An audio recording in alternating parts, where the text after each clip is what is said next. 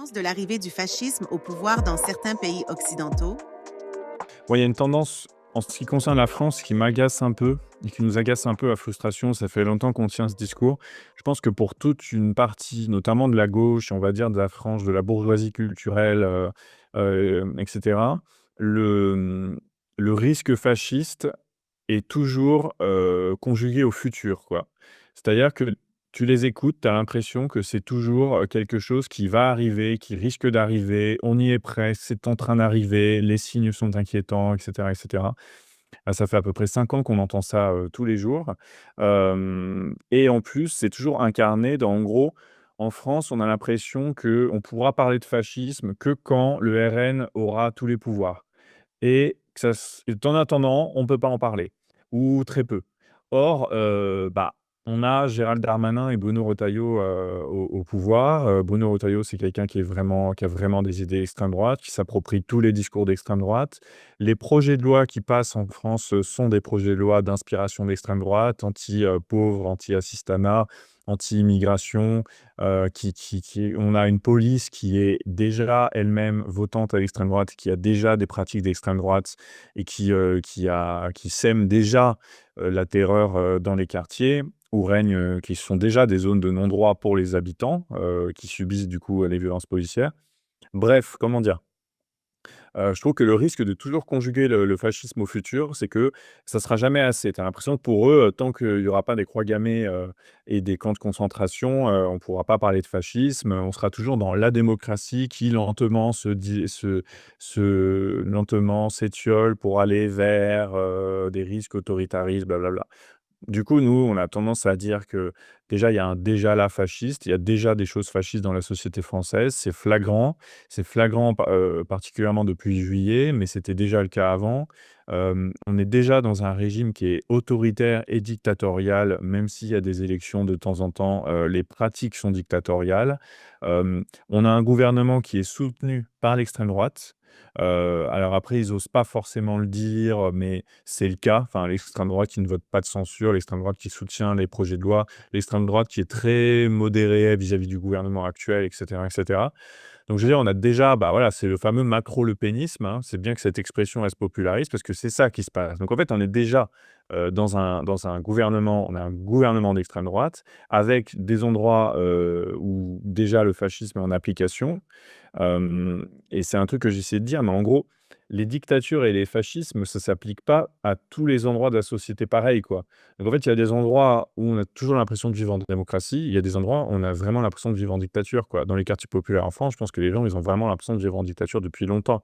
Selon ta classe sociale, tes libertés fondamentales, tu les as ou pas. Actuellement, quand en France, tu es au RSA, tu peux plus rien faire, quoi. Tu dois, montrer patte blanche à longueur de temps, on peut te forcer à travailler gratuitement et cetera.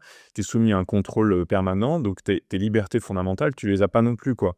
Donc ce qui est un peu pénible, c'est que le discours sur le fascisme et les grands mots sur le fascisme, ils sont toujours donnés d'en haut, de gens qui seront un peu les derniers à être touchés par ce phénomène, quoi. Donc ça, c'est vraiment quelque chose d'important, que je voulais dire, même si après j'ai pas de je sais pas, je pense qu'on peut dire qu'on est déjà en grande partie dans le fascisme, oui, en France comme aux États-Unis. Mais c'est juste qu'en France, on attend toujours le moment, on a l'impression que on a été éduqués, enfin dans les classes diplômées vraiment, tu vois, c'est comme, dans OSS 117, je sais pas, quand il dit: «Non, non, le communisme, c'est quand les gens ont des chapeaux gris», c'est pareil, tu as l'impression avec, le fascisme en France, quoi. Tu as l'impression que vraiment, tant qu'il y a pas d'officiers nazis dans Paris, on n'y sera pas. Or en fait, voilà, on y est. Donc moi j'en parle pas au futur et c'est pour ça que je vais pas non plus spéculer sur ce qui va se passer, parce qu'en fait, je pense qu'on peut déjà parler de ce qui se passe actuellement, quoi. Ce qui se passe actuellement et ce qui se passe actuellement, tu me parlais de ce camp-là, un peu des libéraux progressistes, c'est-à-dire des gens qui étaient partisans du capitalisme, mais qui sont quand même qui se disaient quand même de gauche sur les questions sociétales et cetera et cetera. Tous ces gens, les principales figures intellectuelles de ce camp-là, en France, ils soutiennent la droite, et l'extrême droite et dès qu'ils peuvent, ils disent qu'ils préfèrent l'extrême droite à la gauche, mélenchoniste, par exemple. Donc leur camp, il est très clair. Moi, je pense qu'il y a vraiment rien à attendre, de ça. Au niveau des personnes, tu me parlais d'une question spécifique au sujet des États-Unis et là, il y a vraiment quelque chose qui se passe sur, les LGBTQI+, c'est que au sein de ce mouvement-là, donc qui est pas unifié, il y a effectivement, toute une partie qui a été intégrée à la société capitaliste. Donc je dis bien sa partie haute et bourgeoise, hein, parce que les gays, par exemple, en France comme aux États-Unis, quand ils font partie de la bourgeoisie, ils peuvent être promus effectivement, être un peu des figures médiatiques et encore que, voilà, ça avance doucement, mais c'est pas encore ça. Bon, après, sur ceux qui font partie des classes laborieuses, ils ont encore une vie difficile, ils subissent encore des discriminations, et cetera, et cetera. Mais, sur les figures, on va dire, de tête, il y a eu aussi, là, on voit qu'il y a beaucoup de débats là-dessus sur les réseaux sociaux aux États-Unis. L'idée qu'en gros, bon, l'offensive transphobe, ça touchait les trans, quoi, et que donc, quelque part, ça ne nous regardait pas trop parce que finalement l'homosexualité, et la transidentité, c'était pas exactement la même question. Et là, en fait, je pense que ce dont ils sont en train de se rendre compte aux États-Unis, ce qui est clair là, c'est qu'il y a un déchaînement qui est y compris homophobe, hein. Maintenant, il y a vraiment, les entreprises, c'est pas simplement qu'elles arrêtent de soutenir les trans, hein, c'est qu'elles arrêtent aussi de soutenir les gays et que, il va y avoir ça va être un sujet qui va être de plus en plus difficile à visibiliser. Donc en fait, je pense qu'il y a beaucoup de gens qui se rendent compte, qui ont cru en leur intégration dans le système capitaliste. Voilà, on sait qu'il y a toute une partie de la oui, il y a une sorte de petite bourgeoisie gay blanche, bah, encore une fois, dont il ne faut pas fantasmer ni la taille, ni le pouvoir en France comme aux États-Unis.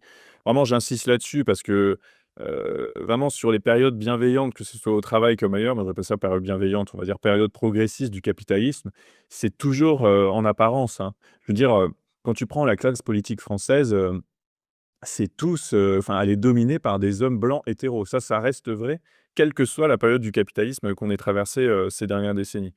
Donc voilà, il faut pas trop fantasmer le pouvoir, enfin, on va dire la respectabilité de gays blancs dont on parlait tout à l'heure, mais je pense que, en ce moment, on est aussi dans une phase où on se rend compte que, le recul, par exemple, l'offensive transphobe, c'est quelque chose qui vise à remettre au pas la société dans son ensemble par rapport aux normes de genre.